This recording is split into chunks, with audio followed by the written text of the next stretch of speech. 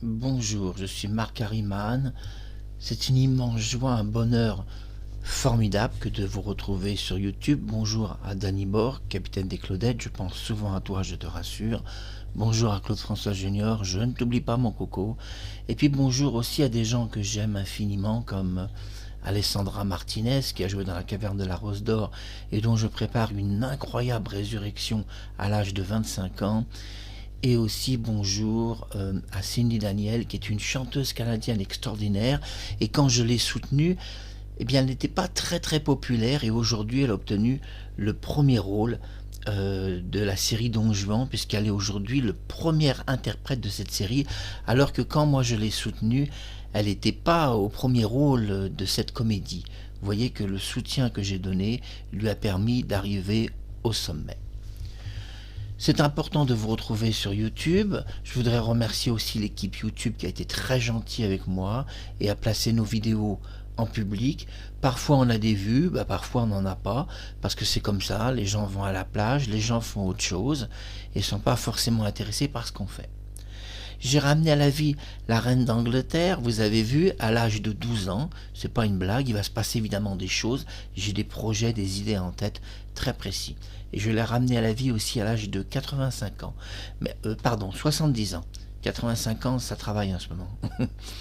Mais je voudrais saluer une autre personne qui est Sophie Maupu, qui est Sophie Marceau aussi, c'est le même nom, puisque Maupu c'est Marceau.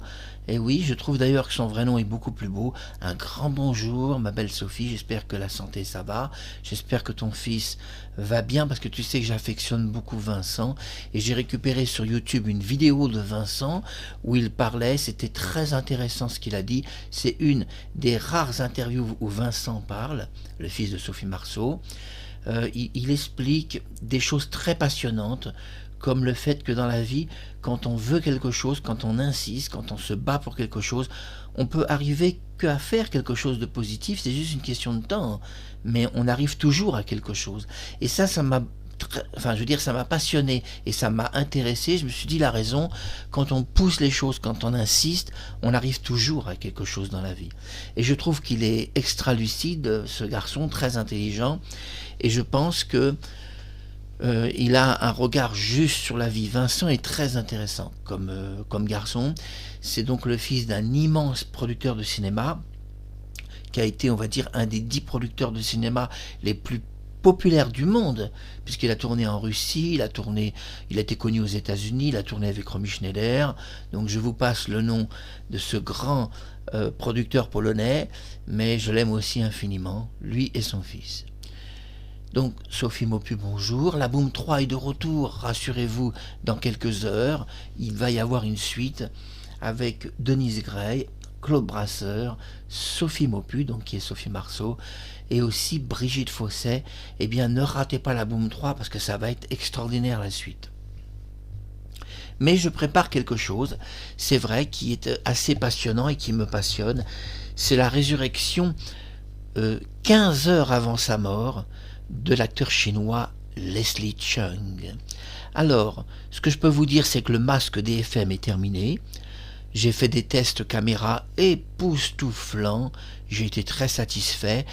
Donc son visage est ramené à la vie 12 heures, 12 ou 15 heures avant sa mort. Je choisis toujours des périodes de 12 ou de 15 heures avant la mort des gens. Pour cela, j'utilise la photométrie qui fait partie du DFM et du SFM. Le SFM est un logiciel de photométrie qui a été créé par un Chinois, Chang Chang-Wu. Chang Chang-Wu qui a fait beaucoup de choses. Alors que va-t-il se passer?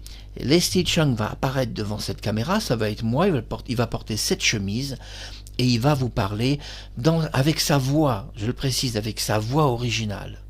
Ah oui, la voix de Leslie Cheung a été clonée pour parler. Et donc je vais vous parler, je vais devenir Leslie Cheung avec sa véritable voix et j'ai fait des tests. C'est très émouvant de l'entendre parler en français. J'ai laissé la pointe d'accent chinois, je l'ai laissé un peu parce que j'ai trouvé ça sublime. Un petit accent chinois. Waouh, hier j'ai passé une journée, vous pouvez pas vous imaginer, extraordinaire, je le dis à Sophie Marceau, tu peux pas t'imaginer que ici dans ce studio d'enregistrement, où j'ai là-bas derrière moi toute une pièce hein, avec des ordinateurs, un studio pour travailler, et c'est là que se créent les DFM, les masques en 3D et 4D. Et hier j'ai parlé avec la voix de Leslie Cheng en français. Alors Leslie Cheng parlait chinois, il parlait américain, il parlait l'anglais américain, je précise. Il était très beau, très charismatique, il était l'ami, disons, oui, on peut dire pratiquement un ami, hein, je pense, de Jean-Paul Gaultier. Jean-Paul Gaultier qui est un très très grand couturier que j'aime aussi beaucoup parce qu'il a beaucoup de talent, il fait de la couture très intéressante. J'aime beaucoup les gens des communautés gays. Je ne suis pas gay, cela surprend, parce qu'on dit Marc Harriman, il n'est pas gay, mais tous les gens qu'il aime sont des gens qui sont un peu gays. C'est comme ça. Je trouve que ces communautés-là sont intéressantes parce que Jean-Paul Gaultier, qui est le cousin de Mylène Farmer, est très charismatique, il est séduisant, il a une belle voix, il parle bien, il sait parler de son univers. J'aimais bien Pascal Sevran, j'aime bien ces gens de ces communautés-là que les autres rejettent. Moi, je trouve pas qu'on doit rejeter ces gens-là. Bon, j'affectionnais Thierry Leluron, que j'ai rencontré, bien sûr, Thierry Leluron, que je connaissais personnellement. Et ce que je peux vous dire sur Thierry Leluron, c'est très secret. Il n'y a que sa famille qui le sait, et moi et Thierry. Il avait à Saint-Tropez aménagé une petite maison, qui était bien, enfin petite, elle n'était pas petite non plus, mais elle n'était pas très grande. Et il avait mis dans cette maison tout à ses dimensions. Il avait un petit placard qu'il avait mis à ses dimensions parce qu'il n'était pas très grand. Et tout était placé à ses dimensions. Et j'avais dit à Thierry, ah ben ça c'est original, t'as tout mis à tes dimensions. Il m'a dit oui. Hein. Il m'a dit bah oui, comment je fais sinon? Comment j'attrape un costume? Comment en haut j'attrape quelque chose? Si c'est pas à mes dimensions, je prends une échelle. Et ça c'est important, Thierry avait aménagé sa maison, donc je ne sais pas pour les autres maisons, mais celle de Saint-Tropez, tout était à ses dimensions. Et ça c'est très secret, il n'y a personne qui sait ça, hormis moi, puisque Thierry est mort, et la famille de Thierry Leluron qui ont, je pense, fait les travaux avec lui dans la maison de Saint-Tropez. Bon, Thierry Leluron nous manque, je vais ramener à la vie Leslie Cheng, c'est pour... dans quelques heures sur YouTube, mais si je vous disais que la vidéo est déjà enregistrée en fait, mais que je la publie que dans quelques heures, parce que j'ai publié La Reine d'Angleterre, et l'entraînement de la Reine d'Angleterre était important, et je me suis dit je vais repousser la publication de Leslie Cheng à quelques heures. Et puis aussi je voulais surtout ajuster, c'est-à-dire le timbre de sa voix, puisque je vais parler avec la vraie voix de Leslie Cheng, donc vous allez le voir face à vous, et vous parler avec sa voix. Imaginez 15 heures avant sa mort, Leslie Cheng vous parlant avec sa voix en français. Vous savez que Leslie Cheng était capable d'apprendre beaucoup de langues, et il parlait très bien l'anglais américain, donc je pense que il n'aurait eu aucun mal à parler français. C'est pour ça qu'on le sent bien dans la langue française. C'est très émouvant de parler avec la voix de Leslie Cheng. J'ai ressenti hier un bonheur immense.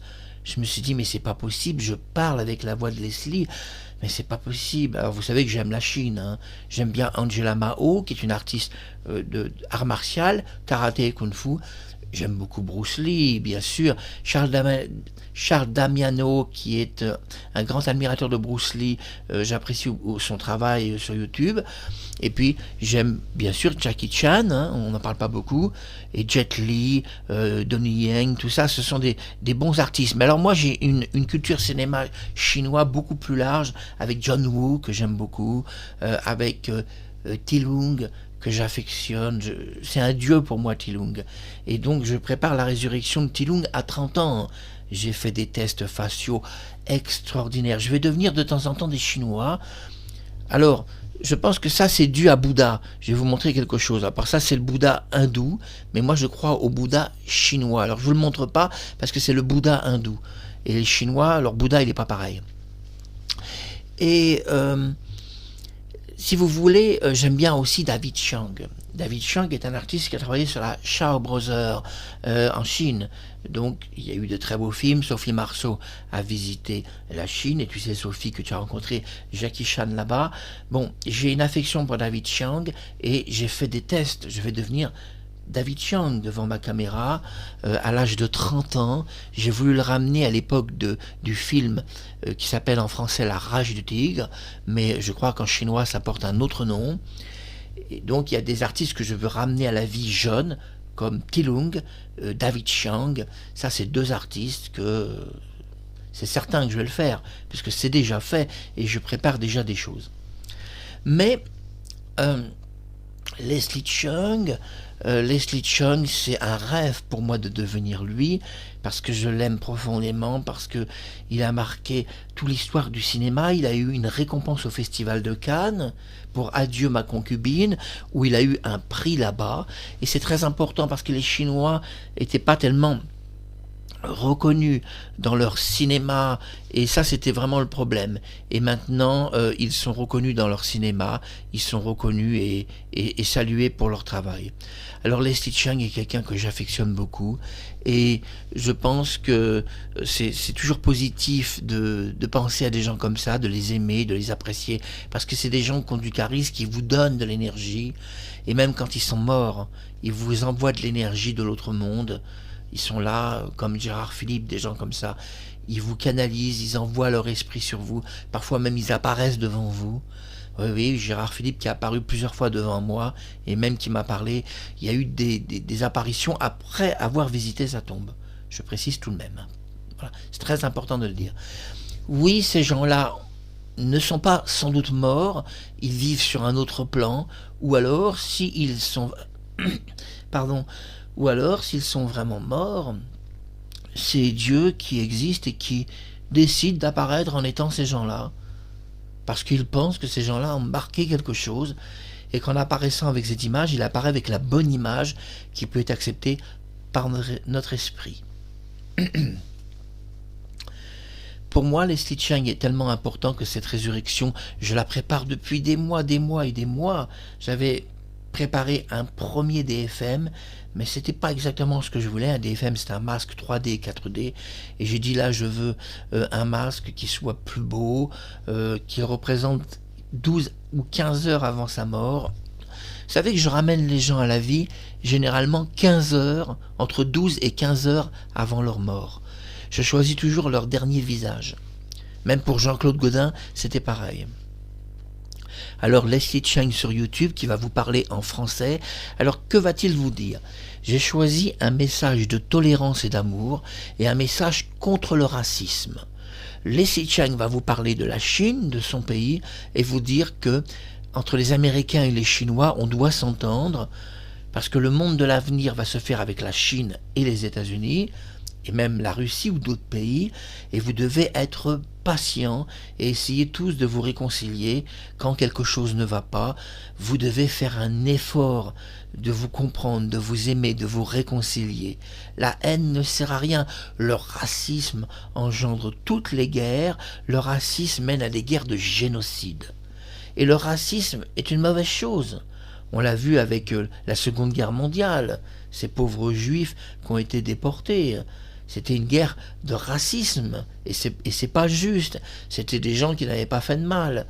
Donc, on doit arrêter le racisme, et Leslie Cheung va vous parler, va parler aux Américains, il va dire aux Américains de reconstruire avec la Chine un futur bonheur, parce que la Chine va développer des technologies d'électricité, et si l'Amérique veut de l'électricité, on doit travailler avec les Chinois pour que tout le monde ait de l'électricité sur Terre dans 300 ans. Parce que vous ne le savez pas, mais les ressources s'épuisent, et l'électricité va s'arrêter progressivement. C'est expliqué, c'est dit partout, et la Chine s'est mis en avance sur le futur pour essayer de trouver des solutions pour créer de l'électricité. Alors on a trouvé les panneaux solaires, hein. Vous savez que Emmanuel Macron a lancé ce programme de panneaux solaires, c'est très très bien, c'est une bonne idée parce que l'électricité va énormément manquer dans le monde.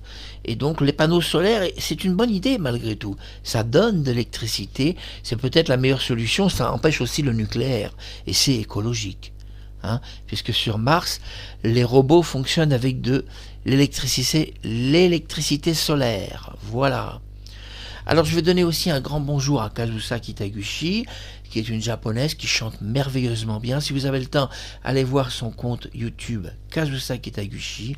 Un grand bonjour aussi à Upiko. Upiko est une japonaise remarquable qui est douée d'un talent extraordinaire, qui a une voix exceptionnelle. J'ai beaucoup soutenu Upiko et je vous invite à visiter la chaîne YouTube Upiko. Visitez aussi la chaîne YouTube Charles Damiano, Bruce Lee, qui affectionne le Bruce Lee, et puis Linda Lee, Shannon Lee, et puis d'autres artistes aussi, puisque Charles Damiano parle de plein d'artistes américains comme John Saxon, qui est mort il n'y a pas très longtemps, ou d'autres artistes américains qui ont marqué l'histoire, hein, des États-Unis sur le cinéma ou les séries télé. Donc prenez le temps de visiter YouTube, vous avez beaucoup de choix, il n'y a pas que moi sur YouTube. Moi j'apporte très peu de choses sur YouTube, très peu de choses. Mais la résurrection de certaines personnes me touche. C'est ce que je voulais.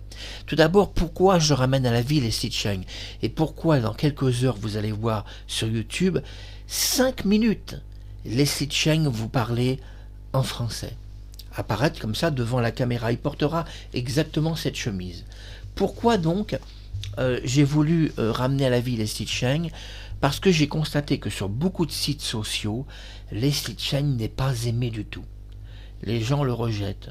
J'ai constaté par exemple sur un site social qu'un Chinois avait publié tous les artistes chinois, un contenu de tous les artistes les plus célèbres, et il avait complètement oublié Leslie Cheung, le laissant de côté. Et c'est pas le seul qui l'a fait, il y a plein d'artistes chinois qui méprisent Leslie Cheung et qui le laissent de côté. Et ça, j'aime pas ça. J'aime pas ça parce que je le dis aux artistes chinois, vous êtes très loin pour beaucoup d'entre vous d'avoir le niveau de Leslie Cheung, qui est un meilleur chanteur que vous et un meilleur comédien, qui a été récompensé au Festival de Cannes pour Adieu ma concubine. Alors je le dis à tous les Chinois qui sont racistes des Chinois, parce que ça existe, j'ai vu des Chinois qui n'aiment pas Leslie Cheung, et je dis faites attention parce que Leslie Cheung, il était bien meilleur que vous, il avait plus de talent que vous, il était reconnu en France comme un vrai artiste, il était Palme d'Or du Festival de Cannes, c'est quand même pas rien en France, la ville française. Leslie Cheung était aussi un des plus grands chanteurs d'Asie, connu dans toute la Chine, connu en Thaïlande, connu au Japon, où Leslie Cheung a donné des concerts au Japon et même parlé à des Japonais, beaucoup. Il était très populaire au Japon. Il était connu en Corée du Sud et un peu en Corée du Nord. Leslie Cheung était très connu dans tous les pays asiatiques, même aux Philippines et d'autres pays. Ça a été le seul artiste chinois, c'est très important de le dire, à être un symbole pour toute l'Asie entière. Il a presque réussi à faire ce que Bruce Lee a fait. Mais s'il n'a pas fait la même chose que Bruce Lee, c'est parce que Leslie Cheung avait une vie plus courte, puisqu'il est mort vraiment très jeune, Leslie Cheung. S'il avait vécu 20 ou 30 ans de plus, il aurait pu faire beaucoup plus de choses.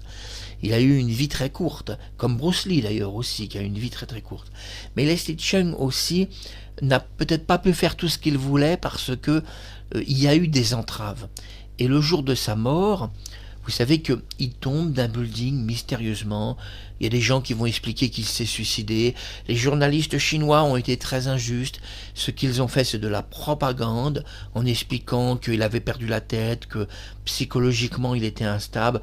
Je dis aux journalistes chinois, faites très attention, parce que Leslie Cheung n'a pas été vu par un psychiatre, et vous ne pouvez pas, si vous êtes journaliste, prétendre vous être des psychiatres. Quand le jour de la mort de Leslie Cheung, des journalistes chinois expliquent qu'il était timbré et qu'il s'est suicidé pour ça, moi je ne suis pas d'accord. Il n'était pas timbré, il était très intelligent, et en haut de ce toit, on ne sait pas si c'est pas un meurtre. Si avec 3 ou 4 Chinois, ils l'ont pas jeté dans le vide pour le tuer. Parce qu'il venait de faire une mauvaise publicité à Hong Kong, à la Chine, il avait dit que c'était une ville corrompue, Hong Kong, et comme il avait parlé de corruption chinoise, il est possible qu'il ait été assassiné. C'est pas impossible qu'il est tombé sur une bande de Chinois qui l'ont tué. Mais j'aime beaucoup les Chinois. Les Chinois sont très très bien. J'aime bien Bolo qui a joué avec Bruce Lee. J'aime bien tous les Chinois. J'aime beaucoup Angela Mao, qui est une grande artiste de karaté. Angela Mao, je l'affectionne. Elle a une grande sensibilité des arts martiaux. J'ai d'Angela Mao au moins 100 ou 200 films d'elle. Parce que j'ai beaucoup de films asiatiques, j'en ai 3 4 000.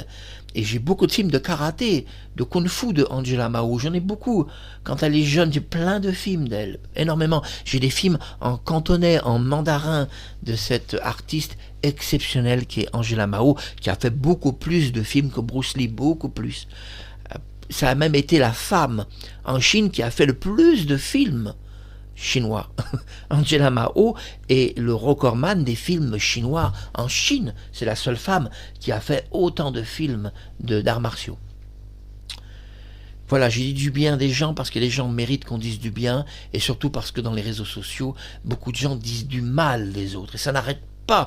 Vous n'arrêtez pas de dire du mal des gens, mais arrêtez de dire du mal des gens. Vous ne les connaissez pas, vous ne vivez pas avec eux, vous ne connaissez pas leur vie, leur histoire, leur tragédie, leur souffrance, leur peine, leur chagrin d'amour, leur séparation. Vous ne savez rien des gens. Alors ayez un peu d'amour propre pour vous-même et pour les autres, et respectez-les sur les sites sociaux. Un gros bisou d'amour à Sophie Marceau. La Boom 3 revient. Oh là là, ça va. Bah là, dans quelques heures, la Boom 3, avec de nouvelles scènes inédites de Claude Brasseur et Sophie Maupu. Vous allez voir dans quoi je vous projette, parce que je suis l'auteur de la Boom 3. Je suis le scénariste et dialogue. J'ai fait le scénario et les dialogues. La caméra bouge un peu, bon, c'est pas très très grave. Je suis en live, j'ai un problème avec le cap de la caméra, rien n'est grave. Je vais vous laisser là, avant que la caméra me lâche. Je vous aime tous très fort, et bienvenue sur YouTube. Alors visitez tout le site. Et je voudrais encore remercier l'équipe YouTube d'avoir placé nos vidéos en public. La vidéo d'Alain Delon, Deepfest, a fait 83 vues. Un grand merci, j'adore Alain Delon, c'est une idole, c'est une star, une superstar, et j'aime Alain Delon pour son charisme, sa beauté, sa fraîcheur, sa gentillesse, son amour des autres. On ne parle pas beaucoup de l'amour des autres d'Alain Delon. Ça a été quelqu'un qui aimait profondément les gens, ça on n'en parle pas assez. Je pense que tous les gens ont une vision stéréotypée des autres, qui est très très désagréable. Ce stéréotype de l'humanité me fait peur, parce que ce stéréotype amène à une guerre mondiale. Vous allez tous vers la 3e guerre mondiale, vous allez tous finir au cimetière, confinés dans un cercueil. Mais ça, c'est tant pis pour vous. Si vous êtes raciste, ne vous étonnez pas en soutenant des gens qui sont racistes et qui sont des dirigeants qui peuvent être des dirigeants politiques, qui ont des orientations militaires ou de guerre. Ne vous étonnez pas de tous vous faire tuer. Ça vous apprendra à être des racistes. Dans la vie, quand on est équilibré, on n'est pas raciste des Chinois, ni des Russes. On apprend à se réconcilier avec tout le monde, et on apprend à travailler avec eux et au dialogue avec eux.